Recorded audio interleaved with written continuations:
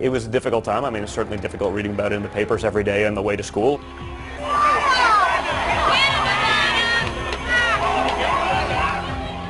I read this story about you that when you heard about it, you asked your mom whether you were still going to be Ivanka Trump. Is that a true story? Yeah, you know, I think I was digesting things and trying to understand, as you know, a 10 or 11-year-old would, the implications to me and my life and my relationship with my parents individually and collectively. Either are you going to get remarried? They now say the divorce changed the family dynamic. My siblings and I grew closer together. I developed a stronger relationship with my father as well as with my mother. You've said that in effect you were raised by your older brother, Don. How so? Well, you know, Don's my best friend in the world, and Ivanka is my best friend. I mean, we have a family that's immensely close. You know, we all work directly next to each other. We've spent the last 11 years all working, you know, together on the same projects. But working for Trump isn't easy, even if it's your last name too. I used to love, you know, starting to work in the organization, getting the call at like 5 o'clock in the morning on a Saturday, being like, why aren't you in the office? 5 in the morning on a Saturday? Yeah, why aren't you in the office? I'm like, I am in the office. He's like, no, you're not, because I am. I tried. What if you don't do the job well? Well, then you don't last. It's very simple. He has an expectation of excellence. You know, he always said before he ever coined the phrase on The Apprentice that if we didn't do well, he'd fire us like dogs. You're fired. Say hello to Don Jr. Don Jr. Eric has been all over the place making speeches. Eric and Ivanka. I have my daughter, Ivanka. Hey, come on. They want you to walk over, honey. Come on. Along with Ivanka's husband, Jared Kushner, have become Trump's top campaign lieutenants. Unusually prominent roles for family members. Congratulations, Dad! We love you! For much of this year, they've been their father's most effective surrogates. It is of congratulations, Dad! We love you! For much of this year, they've been their father's most effective surrogates. It is of so much. Good evening. I'm Donald Trump Jr. Donald Trump is the person to make America great again. Tiffany, Trump's 22-year-old daughter with Marla Maples, also took center stage. Thank you all so much. And 10-year-old Barron Trump made a cameo, even if it was past his bedtime. In 2005, Trump married his third wife, a model almost 25 years his junior, Melania Knauss. He adores her, and they have an incredible relationship. He trusts her, and she tells him what she thinks. She is first class. Melania has chosen to largely stay off the campaign trail. I'm not on the campaign because we have Barron at home and I'm raising him. He needs the parent at home and preparing him for his life to be an adult. And Trump, is he doing anything differently this time around? With all of the children, I've always been, I think, a very good father. It was always very important to me. In fact, a lot of people say, my children have done a good job, and they better keep doing a good job. But I think now, as I have gotten older, I think maybe I appreciate life a little bit more.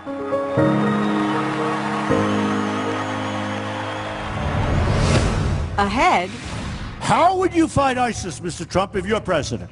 Trump unscripted. I would bomb the out of him.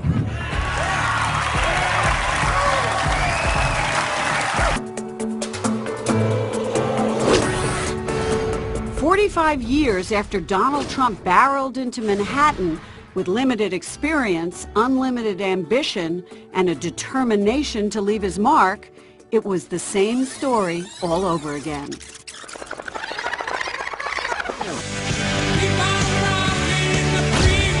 Except this time he was on an escalator heading into a presidential campaign he was about to turn upside down. You're right. With an unscripted speech, he began his run as the most unconventional candidate in modern history. When Mexico sends its people, they're not sending their best. They're bringing drugs, they're bringing crime, they're rapists. Republican National Committee Chairman Reince Priebus Are you all ready to win in 2016? was watching. I later called him and said, hey, you know, we got to kind of work on this language a little bit. After you called him and you told him to tone it down, he didn't. No, he didn't. Somebody's doing the raping, Don. Who's doing the raping? Instead of toning it down, he amped it up. With language, I would bomb the out of him. Mr. Trump. personal insults, I never attacked him on his look, and believe me, there's plenty of subject matter right there. and even questioning John McCain's heroism. He's not a war hero. He's a war hero. He's a war hero. 5.5 years. He's a war hero because he was captured. I like people that weren't captured, okay? I hate to tell you. But the Republican establishment wasn't worried, believing he'd soon alienate voters and implode. The Republican establishment wasn't worried, believing he'd soon alienate voters and implode. Was to let himself destruct. One mistake after the next would expose the fact that he wasn't a real candidate. Some of Trump's competitors did try to take him down. That is not a serious kind of candidate. I think he's a wrecking ball for the future of the Republican Party. Businessman Donald Trump. But nothing Trump said seemed to hurt him. Our politicians are stupid. By the first debate, he was in first place in the polls. We are killing it. And in the fall and months that followed, Trump! he stayed there.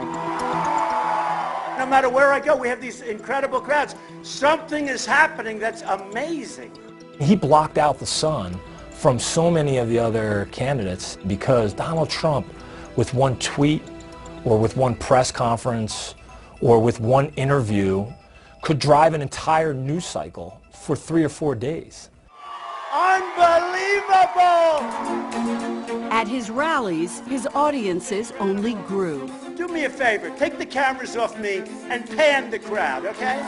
Go ahead, pan the crowd. Pan it. He represents an earthquake in a box to Washington, D.C., the poke in the eye of what everyone's sick and tired of and frustrated with. It's a silent majority, okay? The silent majority, we're silent because we're working, we're busy, and we're beaten down and we're tired. He goes against everything that we're used to, and that's the change that we need.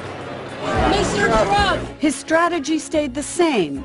No predictable playbook, limited donor funding, wow, and plenty of lines crossed. The press was killing me. Like when Trump described a disabled reporter this way. Hey, you got to see this guy. Oh, I don't know what I said. I don't remember. What worked in Donald Trump's favor was just the sheer volume of controversy. And that just generated such a volume of coverage that it was so hard for the other campaigns to break through and offer a contrast to his candidacy. He drowned out everybody. He was the only story in town. It was loud, but largely unformed, often shifting as the campaign progressed. In December, after an ISIS-inspired shooting in San Bernardino, Trump said this. Donald J. Trump is calling for a total and complete shutdown of Muslims entering the United States until our country's representatives can figure out what the hell is going on. It was then the Republican establishment started to worry out loud. What was proposed yesterday is not what this party stands for, and more importantly, it's not what this country stands for. This suggestion is completely and totally inconsistent with American values. Eventually, Trump recalibrated, stepping back from a religious ban and reaching out to African Americans. What do you have to lose? His campaign floated the idea of softening on illegal immigration and added some drama when Trump flew to Mexico to meet with the country's president. We are united by our support for democracy, a great love for our people. But hours later in Arizona, he doubled down with a tough immigration speech that could have been delivered a year ago. For those here illegally today who are seeking legal status, they will have one route and one route only: to return home and apply for re-entry like everybody else. There will be no amnesty. One thing that didn't change, Trump himself. You think I'm going to change? I'm not changing. I could stand in the middle of Fifth Avenue and shoot somebody and I wouldn't lose any voters, okay? Trump had a brand that he was selling that resonated very strongly, I think, with American people and our voters, and that's a secure America, a safe America, making our country back to the America that it's supposed to be. He's been a phenom since February, winning 3 of the 4 first contests. Donald Trump. Proving to the establishment political experience is overrated. New Jersey Governor Chris Christie, Dr. Ben Carson, Senator Ted Cruz of Texas. One by one, he laid waste to his opponents. I'm suspending. We will suspend our campaign. I will suspend my campaign for the presidency. Senators, governors, one after another. 1, 2, 3. I love it. Do you love it? In a desperate effort to stop him, the Never Trump movement was born. If we Republicans choose Donald Trump as our nominee, the prospects for a safe and prosperous future are greatly diminished.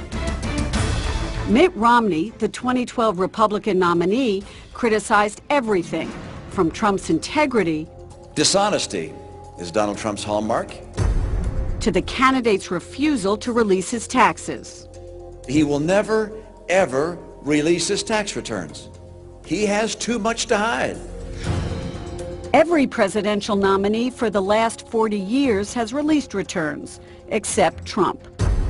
He insisted he wasn't hiding anything, simply being audited. You think not releasing your tax returns I don't think is a people little care. thing? He represents things that are so much beyond that, that it's not going to touch him. Nothing, it seemed, could touch him. Trump won more primary votes than any Republican in history, and despite talk of a contested convention, on May 3rd, his closest challenger bowed out of the race, but not before lighting into Trump. This man is a pathological liar. He doesn't know the difference between truth and lies. The man is utterly amoral. But Cruz ceded the race to Trump, and about 90 minutes later, Reince Priebus tweeted a message to his party. The Republican National Committee just now has said that they expect Donald Trump to be the Republican nominee. Why did you decide to do that? Because I wanted to make people see that you need to get your head wrapped around the fact that this is the likely presumptive nominee. Now. Start thinking that way now. Translation, get on board. But not everybody was. I'm just not ready to do that at this point. I'm not there right now. Ahead, the man behind the curtain. Gentlemen, please welcome the next president of the United States, Mr. Donald J. Trump. With the nomination all but in hand, Donald Trump's campaign team promised the Republican establishment that they would soon see a candidate behaving like a president. What a crowd! What a crowd! Instead, I have a judge who is a hater of Donald Trump, a hater. Trump decided, as usual, to go his own way. Judge has been very unfair, has not done a good job. Attacking the federal judge presiding over 2 cases claiming Trump University was a scam that preyed on those who wanted to get rich like Trump. A big political story this morning surrounding Donald Trump is that he's not backing down from his attack on... Telling his top surrogates in a conference call that he won't apologize. We're in front of a very hostile judge. And igniting a firestorm because the judge, Gonzalo Curiel, an American born in Indiana, was of Mexican descent. He's given us ruling after ruling after ruling, negative, negative, negative. I've been treated very unfairly by this judge. Now, this judge is of Mexican heritage. I'm building a wall, okay? I'm building a wall. I'm trying to keep business out of Mexico. Mexico's fine. There's nothing... But he's American. He's an American. He's of Mexican heritage. If you are saying he can't do his job because of his race, is that not the definition of racism? I don't think so at all. But others said, yes, it was. I regret those comments. Including Republican House Speaker Paul Ryan. Claiming a person can't do the job because of their race is sort of like the textbook definition of a racist comment. The Trump campaign tried to calm nervous Republicans by firing controversial campaign manager Corey Lewandowski. Governor Pence. And picking a conservative running mate, Indiana Governor Mike Pence. I guess he was just looking for some balance on the ticket.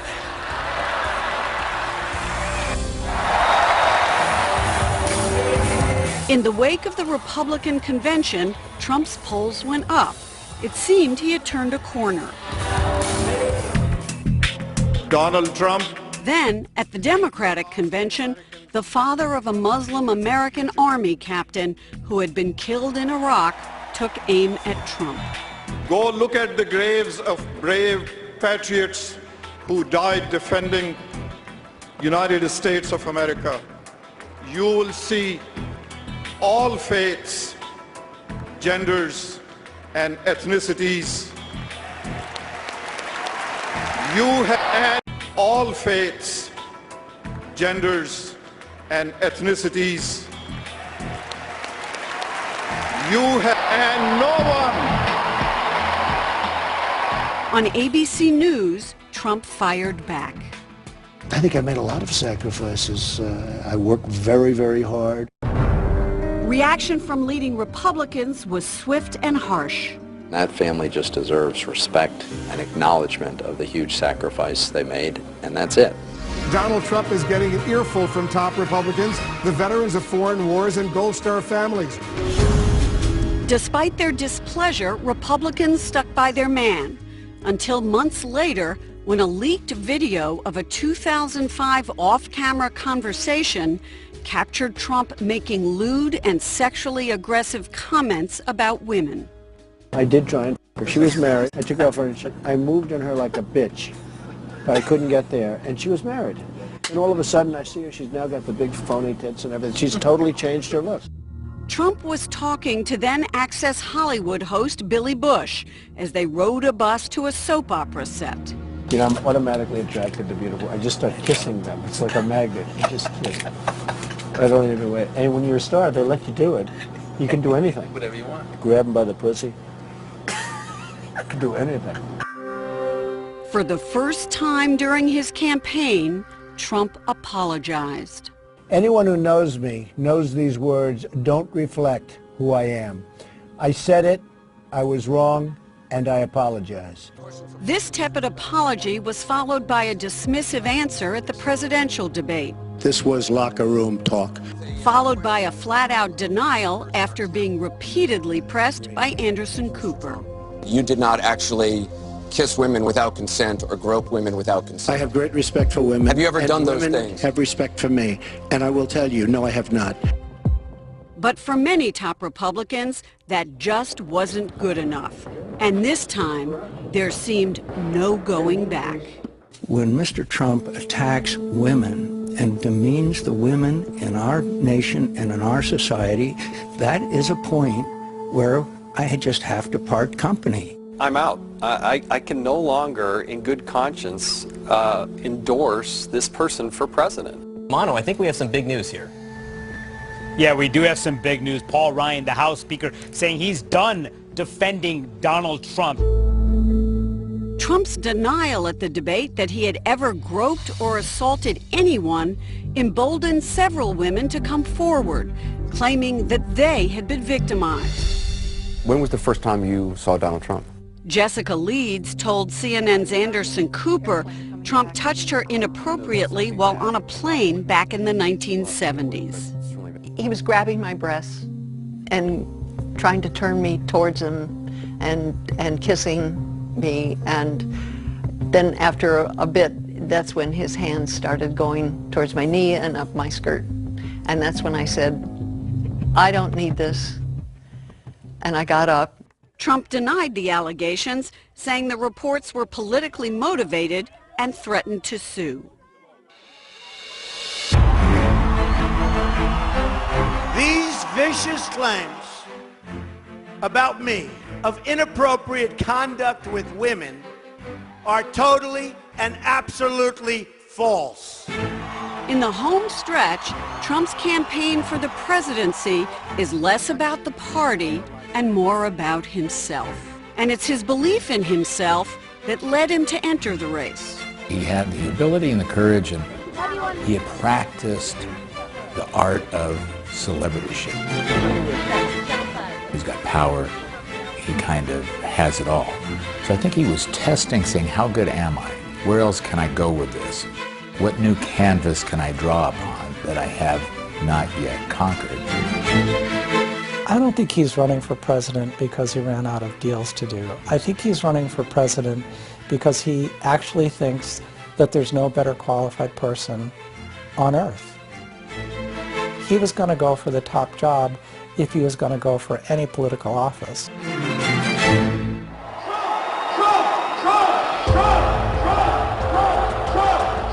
Trump draws his energy from the crowd. Whoa! The adulation. The attention. His success has come largely without a script. No teleprompters. And without a net. Look at all these guys, paparazzi. Ay, ay, ay. Look at this. He's most comfortable in the spotlight. How important is publicity to Donald Trump? Well, I think he could do without blood, but he can't do without publicity. Oxygen, No, perhaps? It's more than oxygen. It's more than blood. I mean, he lives with it. He absolutely lives with it. That's what he is. Listen, he's got his name on everything. It's on a plane. It's on the hotel. It's on everything. Trump steaks are the best you can give. That's what he is. He loves it. He lives it. Now his name is at the top of the ticket, and the test is whether someone who has flown under his own banner for 70 years can win the White House and lead another brand, the Republican Party. So is this now the party of Trump? You know, I don't know why people use that. I find that to be very off-putting. Okay. And it wouldn't be the party of Bush. It's not, it's not the party of Romney. We exist. The nominees come and go. Thank you, everybody. Thank you. Thank you, everybody. I think one of the criticisms that people have of him, well, there's no organization, there's no theme, he doesn't have points of view. By the way, all those things are true, which is why he's such an amazingly viable candidate. The man is the most adaptable person known to mankind. And trying to adapt to a political fight that is about something much larger than himself. An election that has become the battle of his life, in which he is determined to be a winner.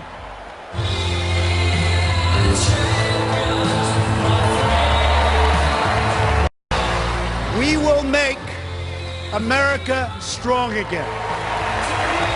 We will make America proud again. We will make America great again.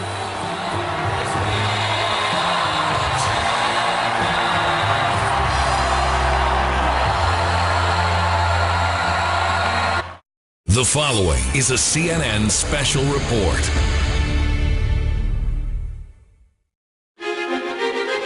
This is the story of my mother, Hillary Clinton. The most famous woman in the world.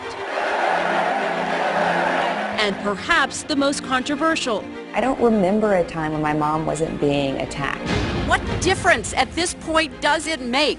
I think you.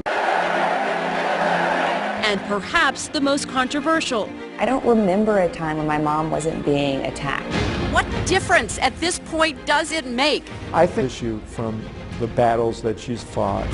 From First Lady, human rights are women's rights, and women's rights are human rights, to Senator. Seeing it shows what a total hell it is. To Madam Secretary. Making headlines. Will you explain the email, Secretary Clinton? And making history. I accept your nomination for President of the United States. She's not the great heroine that has... There are so many versions of you out there. But do you ever see a version and say, who is that person? Oh, all the time. Who is the real Hillary Clinton? A CNN special report. Unfinished business. The essential Hillary clearance sale, folks. In June of 2008, after a year-and-a-half-long campaign,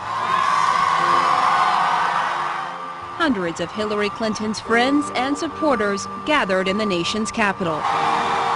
It was like running 7/8 of the race. You know, you could see that finish line and you knew you weren't going to cross it. It was surprisingly emotional for all of us. The woman who many hoped would make history as the country's first female president had fallen short. She was... Well, this isn't exactly the party I planned, but I sure like the company.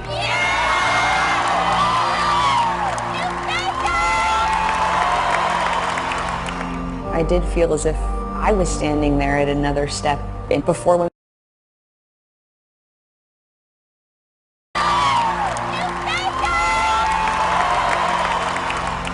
I did feel as if I was standing there at another step before women had the right to vote. And she lived long enough to vote for her daughter for president. That to me is an amazing American arc. Although we weren't able to shatter that highest, hardest glass ceiling this time, thanks to you, it's got about 18... I think that Hillary Clinton's a fighter, first in chapter. Always aim high, work hard, and care deeply about what you believe in. And keep faith. And when you're knocked down, get right back up and never listen to anyone who says you can't or shouldn't go on. These are the lessons that have guided Hillary Clinton throughout her life. Lessons she first learned as a young girl from her mother, Dorothy. I did not know how hard her childhood had been until I was a teenager. When I was growing up, she was just my mom. Abandoned by her own parents as a young girl, Dorothy Rodham survived a harrowing childhood marred by neglect. As I learned more about what's humbling, because I often wondered, how would I have been able to cope with being did by my parents, my grandparents, not being able to go to college? I mean, all of the struggles that she had. But out of that, she pieced together what she wanted to do as a mother. And I was the beneficiary of that because she was an absolutely fabulous mother. So this is where Hillary Rodham grew up. This is where we grew up. Park Ridge, Illinois. Salt of the earth. Park Ridge, Illinois.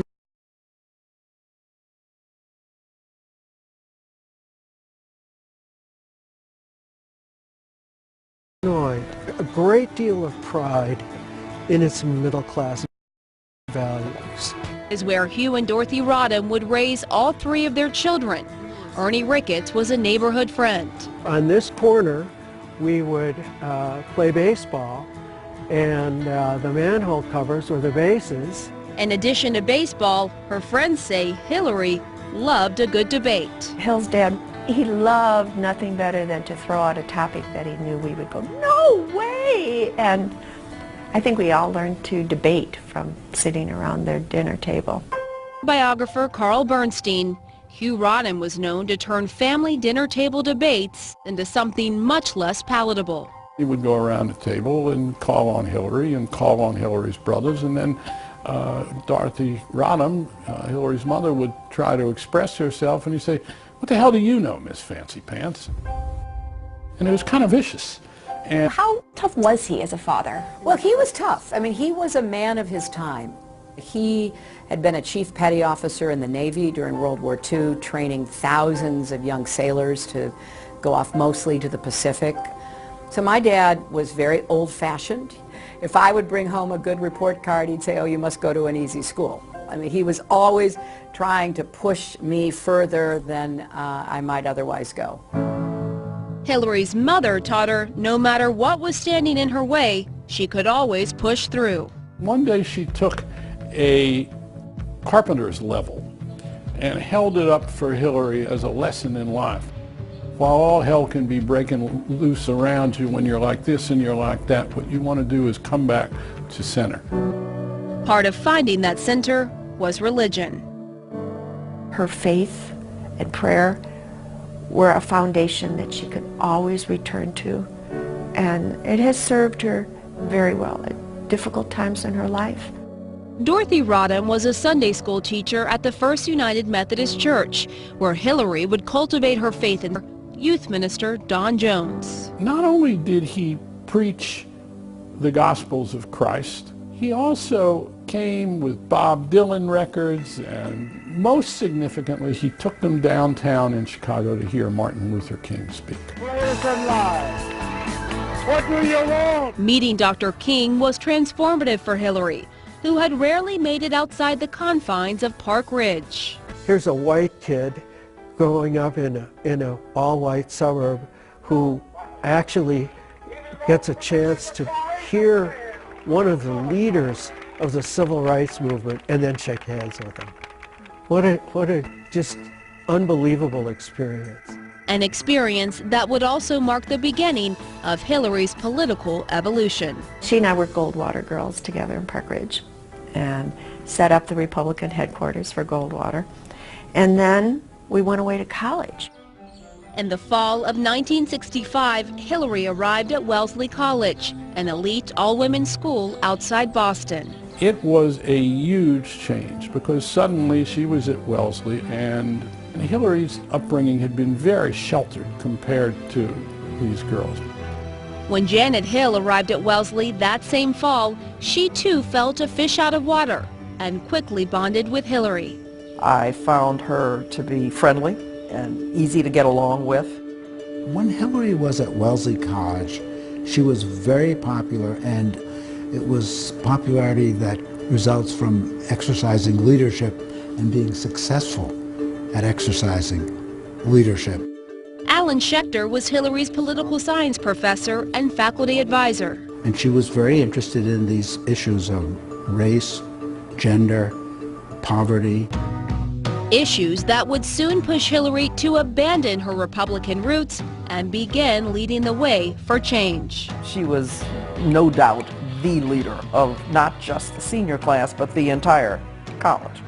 It was that leadership which led her classmates to insist that Hillary be their voice at graduation. There had been no tradition of a student speaker at Wellesley, but the student body insisted that there be one, and they chose Hillary. She was scheduled to speak at commencement after the invited guest, Republican Senator Edward Brooke of Massachusetts. And he gave a speech that was dismissive and patronizing about the anti-war movement, about what students were going through in the country. There was polite applause, but mostly from our parents. Then Hillary spoke. And it is a great pleasure to present to this audience Ms. Hillary Rodham. She got up and discarded her prepared, vetted remarks and spoke extemporaneously. We've had lots of empathy, we've had lots of sympathy, but we feel that for too long our prepared, vetted remarks and spoke extemporaneously. We've had lots of empathy, we've had lots of sympathy, but we feel that for too long art of the possible. And the challenge now is to practice politics as the art of making what appears to be impossible possible. While the administration was stricken by Hillary's rebuttal, the students erupted in applause. I'll tell you what, we were ecstatic. We gave her a standing ovation. We were so proud of her. The following week, Hillary Rodham made national headlines for the very first time. It got tremendous attention. Life magazine did a story on her. Appeared wide open. Someone put a sheet of paper in the dorm predicting things about different people. They predicted I would marry a football player. The only thing written in about Hillary was that she would be the first female president of the United States. 1969. Up next. She said, Bill's asked me to marry him again, but I am afraid if I say no, he will never ask me again. We need a movement had changed lots of people, absolutely. Including recent Wellesley graduate Hillary Rodham, who had just enrolled at Yale Law School and quickly caught the attention of classmates like Nancy Bekovac. She had big glasses, she wore bell-bottom blue jeans and work shirts. The thing that was most different about her was this focus on children. While the rest of us wandered around taking various kinds of classes, she was focused on women and children, children's welfare from the first. She never deviated from that at all, ever. Perhaps the only thing that would break Hillary's focus during her time at Yale was the adoring gaze of one promising young law student, a strapping, smooth-talking Rhodes Scholar from the great state of Arkansas. He was tall, he's 6'2", 6'3", and he had this huge head of sort of frizzy reddish hair, and he had an accent. Did he make his political ambitions known? Absolutely. When I first met him, I remember he'd been at law school maybe 2 or 3 days, and we went through the line in the lunchroom. And he knew the names of everyone in the lunchroom. He knew all the servers, called them by name. But it wasn't until the spring of 1971 in the Yale Library that Bill Clinton would learn the name of the young woman who would change everything. Years later, Hillary recounted the exact moment. I put my books down and I went up and I said, you know, if you're going to keep looking at me and I'm going to keep looking at you, we ought to at least know each other's names. I'm Hillary Rodham. Who are you? And he says that he couldn't remember his name. That makes me feel so good when he says that. So what were they like together? Yin and yang. I think he saw in her a great partner, somebody who was smart, who was driven, who was utterly disciplined and persistent. I think she saw in him someone who's exciting and emotional. And since they both cared about public policy, it was a terrific combination. A combination so special that soon Bill would ask Hillary for her hand in marriage for the first time. What was holding you back initially when Bill Clinton was asking you to marry him? I just hadn't thought about getting married. I was clearly in love, but I just wasn't quite ready to commit to marriage. And I also didn't know what I wanted to do. It was very clear what Bill wanted to do. He wanted to go into politics. And I thought, well, before I get married, I should know what I want to do. So I said no that first time, and then he came back and asked me again. I said, no, I'm still not ready. So instead of tying the knot and moving to Arkansas, where Bill was forging his political career, Hillary followed her passion to Massachusetts and went to work for her mentor, Marion Wright Edelman, at the Children's Defense Fund. My work with the Children's Defense Fund showed me how much we needed to do to help kids, abused and neglected kids. You know, kids in adult jails, kids with lousy schools, I mean, all kinds of problems. So I was fixated on what we could do as advocates to make changes. Everything she did very well. I trusted her to send her out to do any bit of research, whether it was basic research or whether it was to go into the field. But Hillary was always, again, she was always a star. But soon, another opportunity emerged that gave Hillary a front row seat to history. What did the president know, and when did he know it? In 1974, Hillary moved to Washington, D.C. to work on the investigation into President Nixon's impeachment and called her friend Sarah Ehrman looking for a place to stay. So she moved in with all her junk. Hillary and I really became sort of like roommates, you know. Was she a good roommate? Well, she doesn't appreciate my telling this story, but I'll tell it anyway. She never made her bed, and that really got me. Did you ever tell her, will you make your bed? I think once I said, Hillary, for crying out loud, make your bed. And did she start making her bed? No, she never made her bed. She may not have made her bed, but Hillary certainly made a name for herself in Washington. She earned the respect of every attorney and staff member that was on that committee, as well as the House Judiciary Committee members. Terry Kirkpatrick was also an attorney working on the investigation. And we worked hard. We worked 7 days a week, 12 to 16 hours a day, till the president resigned. I shall resign the presidency effective at noon tomorrow. That same week, Hillary had an announcement of her own. She said, I'm going to move to Fayetteville, Arkansas. And I said, why? And she said, I want to be with my boyfriend. That was Bill Clinton. But he was from Arkansas, and I said to her, you're not going to move down there. I was stunned, and I did not know anything about him, and I obviously was kind of, who is he, you know, in Arkansas. I said, you've got the world in front of you now. You could go work on the Hill, you can go do anything you want. And she said, I love him and I want to be with him. And there's no arguing that. That wasn't going to stop Sarah from trying. So she devised a plan to drive Hillary from Washington, D.C. to Fayetteville, all the while trying to convince her to change her mind. And all the way down, as she would tell it, Sarah would stop every 20 miles and say, for God's sake, do you know what you're doing? You're throwing your future away. Why are you doing this? And she would say, but I love him and I want to be with him. So we drove and we drove. After 2.5 days of meandering through the South, Sarah's strategy had failed. Hillary had arrived in Arkansas. It was the beginning of the life that she wanted. And when she hugged me goodbye, I thought, well, that's it. I'm probably never going to see her again. And the next day, I went to watch Bill Clinton running for Congress. And he stood up on a tree stump and he talked. We are on the verge of a great economic prosperity boom in our state. And that's when I knew she was right. We need a government that cares more about helping small farmers and consumers than pleasing the big grain companies and big oil companies and buying foreign friends. He was brilliant. He was charming. He was articulate. He was down home. He was himself. He was amazing. Clinton asked his friend Margaret Willock to make sure Hillary felt right at home.